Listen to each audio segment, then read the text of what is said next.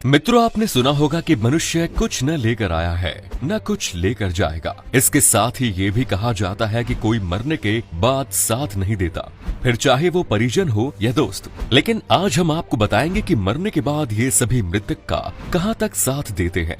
दोस्तों, आपने कई बार ये सोचा होगा कि आपके किसी अपने के इस दुनिया से चले जाने के बाद साथ छूट जाएगा, लेकिन आपको बता दें कि एक पल होता है जहां तक आपका मृत के साथ जुड़ा रहता है।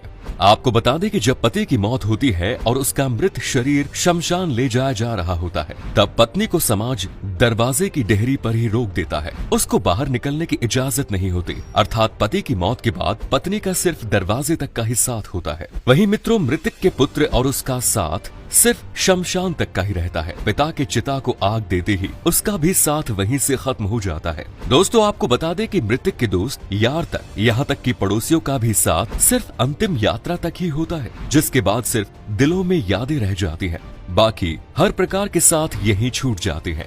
इसके अलावा जिन लोगों को अपने पैसों पर घमंड रहता है, मरने के बाद इन पैसों और आपका साथ भी सिर्फ अस्पताल तक ही रहता है। हम मेहनत करके चाहे जितना पैसा कमा ले, इन पैसों से हम अपनी आखिरी सांसें कभी नहीं खरीद सकते। अगर ऐसा होता तो अमीर लोगों की कभी मौत नहीं होती।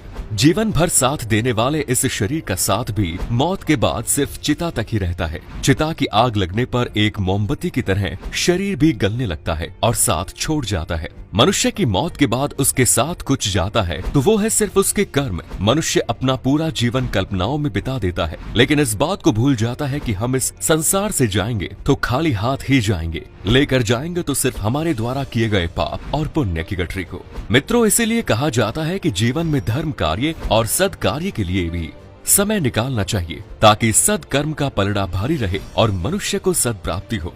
मित्रों, गरुड़ पुराण में कहा गया है कि मरते समय मनुष्य की सारी इंद्रियां शिथिल पड़ने लगती हैं, लेकिन उसको सालों पुरानी बातें भी याद आने लगती हैं। उसे अपनी जिंदगी के सारे अच्छे बुरे कर्म एक रील की तरह दिखाई देते हैं। उसके आंखों के सामने वो सारा लेखा जोखा आ जाता है जो उसने अपनी पूरी जिंदगी में किया था। इसके साथ ही मनुष्य इस समय बोलने में असमर्थ हो जाता है। आपको बता दें कि गरुड़ पुराण में ये भी बताया गया है कि जब किसी व्यक्ति की मौत होती है, तब यमराज के यमदूत उसे यमलोक ले जाते हैं। यमलोक में उसके अच्छे और बुरे कर्मों का हिसाब होता है। फिर 24 घंटे के अंदर यमदूत उसकी आत्मा को वापस घर छोड़ जाते हैं। मृतक की आत्मा अपने परिजनों के बीच भटकती रहती है और अपने परिजनों को पुकारती है, लेकिन उसकी आवाज को कोई नहीं सुन पाता। ये देखकर मृत व्यक्ति की आत्मा बेचैन हो जाती है और चिल्लाने लगती है। इसके बाद आत्मा अपने शरीर के अंदर प्रवेश करने की कोशिश करती है, लेकिन यमदूत के पास बंदिश होने के कारण वो मृत शरीर में प्रवेश नहीं कर पाती।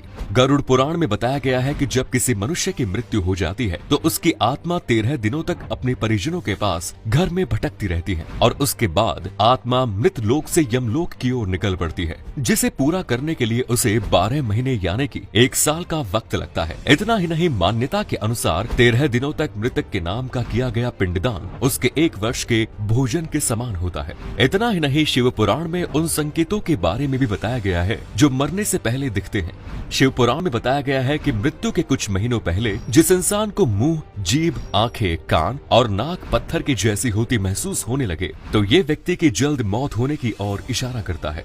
आपको बता दें कि शिव पुराण के अनुसार यदि आपकी परछाई आपको नहीं दिख रही है तो ये मृत्यु करीब आने के संकेत माने जाते हैं। वहीं ज्योतिष शास्त्रों के अनुसार अधिक आयु वाले व्यक्ति को जब अपनी छाया धड़ के बिना दिखाई देने लगे तो ये उसकी मौत का संकेत होता है। शिव पुराण में भगवान शिव के मुताबिक यदि किसी व्यक्ति का शरीर नीला या पीला पड़ जाए या फिर उसके शरीर पर कई लाल निशान दिखाई देने लगे तो ये इशारा करता है कि उसकी मौत अब बहुत नजदीक है।